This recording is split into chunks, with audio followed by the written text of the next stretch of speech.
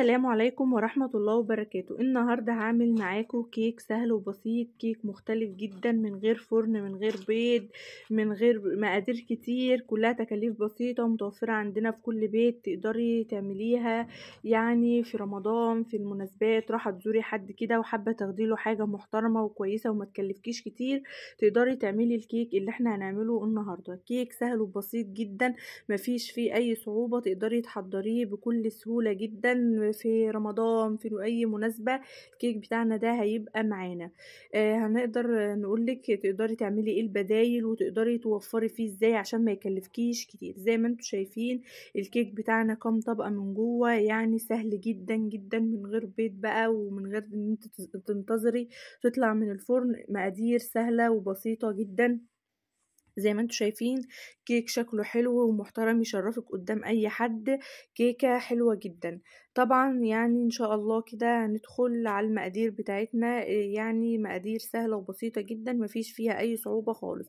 اول حاجة معانا كريمة الخفق بتاعتنا او الكريم شانتيه، ومعانا الكبة بتاعتنا او المضرب الكهربي، ومعانا كوباية المية بتاعتنا. يعني لو مش متوفر عندك لبن مش هنكلفك وحطي مية عادي، حطي مية متلجة زي ما انا حطيت، مية تكون ساقعة جدا، يكون فيها تلج وده يستحسن. وهننزل كده بكريمة الخفق بتاعتنا، وكريمة الخفق على حسب المقادير تقدري تحطي على حسب الكمية اللي انت هتعمليها.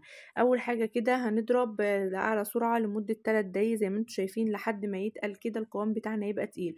ودي كريمة الخفق بتاعتنا كده خلاص جاهزة معانا زي ما انتوا شايفين. ومعانا اي نوع بسكوت انت حباه، بسكوت ساده، ممكن بسكوت المدارس اللي اطفالك بيستلموه من المدرسه، اي حاجه جدا. ومعانا صينيه التشيز كيك، او ممكن قالب بايركس عندك، او اي صينيه عاديه عادي، مش شرط، بس انا حطاها في التشيز كيك عشان هفتحها معاكم.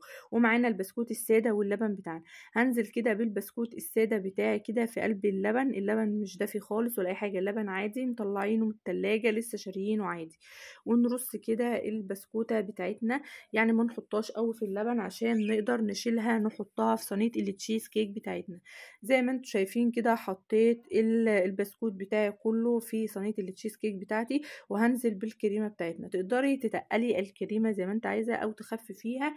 انا بحب الكريمة كتير شوية في البسكوت وكده، فيها كتر الكريمة شوية. وهبدأ احط الطبقة التانية برضو زي ما انتوا شايفين، وابدأ احط الكريمة بتاعتي واظبط كده. طبعا الكريمه بتاعتك لو خلصت ممكن تعملي تاني، عايزه تستكفي تمام، عايزه تحبي الطبقات عاليه اللي انت حباه.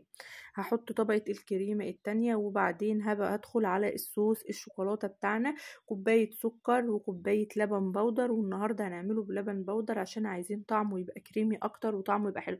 ونوع كاكاو كويس زي ما انتم شايفين، المقادير مظبوطه عشان ما يتقلش منك ولا يخف منك. وكوبايه اللبن، يعني في نفس الكوبايه بنعاير بيها كل حاجه. طبعا هنخلطهم كده مع بعض كويس. وطبعا مجهزة كوباية الزيت جنبي، نص كوباية من الزيت، ويكون زيت نوع كويس يخلي القوام بتاعي يبقى تقيل، وفي نفس الوقت طعم الشوكولاتة او صوص الشوكولاتة بتاعي يبقى حلو. لو مش عايزة تعملي الصوص ده تمام، ما تعملوش وتستكفي بالكيكاية بتاعتك كده، وتزوقيه بفراولة، بتفاح، بموز، بأي صوص، بشوكولاتة. مش متوفر عندك اي حاجة، مش حابة تحطي ما تحطيش تماما. زي ما انتم شايفين هنضرب كده الصوص بتاعنا، ومعانا ربع كوباية من الزيت او نص كوباية من الزيت. نبدأ ننزل كده سرسوب سرسوب لحد ما القوام بتاعي يبقى تقيل زي ما انتم شايفين كده. هو ده القوام بتاعي، قوام تقيل وحلو. انا بحب القوام بتاع الشوكولاته بتاعي يبقى تقيل وحلو. عايزه تخففيه ممكن تحطي ربع معلقه لبن او معلقه لبن كبيره كده زي ما انتم شايفين كده. الكيك بتاعي كنت جهزته وحطيته في التلاجة لمده ربع ساعه على ما جهزت الصوص بتاعي. نفتح الصينيه بتاعتنا بكل سهوله كده، ما تقلقوش مش هتقع خالص، هي ماسكه نفسها، طبقات الكيكه ماسكه نفسها كده. طبعا تقدري تظبطيها زي ما انت عايزه، بس كده انا الكريمه دي هغطيها من فوق، فما فيش داعي ان انا اقعد اساوي فيها واظبط بيها. لقيت الكريمه قليله شويه، حبيت ازود شويه من الكريمه. كيكه سهله جدا وبسيطه وسريعه، بتاخدش مننا اي وقت خالص. حلوه جدا وطعمها حلو قوي. طبقات البسكوت كده فوق بعضها مع الكريمه مع صوص الشوكولاته اللي احنا هنحطه يبقى طعمها حلو جدا.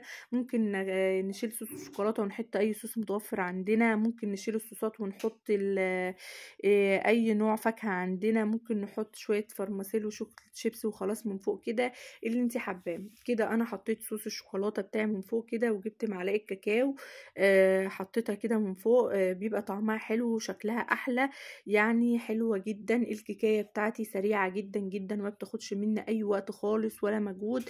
زي ما احنا قلنا ممكن تقدري وانت رايحه تزوري حد، طبعا دلوقتي الاسعار بقت عاليه جدا، تقدري تحضريها في البيت، تكاليفها سهله جدا. كان عندي بقى حته كريمه كده بقى، قلت احطها كده على الوش من فوق، تدي شكل معايا وطعمها برضو حلو. زي ما انتم شايفين هقطع كده معاكم قطعه كده من الكيكه بتاعتي. زي ما انتم شايفين حلوه جدا، طعمها جميل، كريميه كده في نفسها. طبقات البسكوت دايبه مع الكريمه والشوكولاته، طعمها حلو جدا. الصوص اللي احنا حطيناه عليها من فوق كده مخلي طعمها حلو قوي، ميكس كده بين البسكوت والكريمه والشوكولاته، طعمها حلو قوي. سهله جدا، ما خدتش مننا اي وقت خالص، هتفضلي تاكلي فيها وما انتش حاسه كده من طعمها ولا حلاوتها انك خلصتيها. حلوه جدا. البسكوت بتاعنا حلو مش غالي. الكريمه بتاعتنا كيسين كريمه، ممكن نجيب كده كريمه يعني سايبه كده عشان نعرف نظبط فيها براحتنا. زي ما انتوا قلنا نقدر نستخدم اللبن ميه بدل اللبن عادي، وده اللي انا عملته معاكم. تقدروا تستغنوا عن صوص الشوكولاته، يعني كاكاو عادي ممكن ب5 جنيه كاكاو هيعملوا لك احلى صوص شوكولاته، يعني مش هتكلفك تماما. يا رب يكون وصفة النهاردة عجبتكم، ما تنسوش اشتراككم في القناة واعجابكم بالفيديو عشان يوصل لكم كل جديد. والسلام عليكم ورحمة الله وبركاته.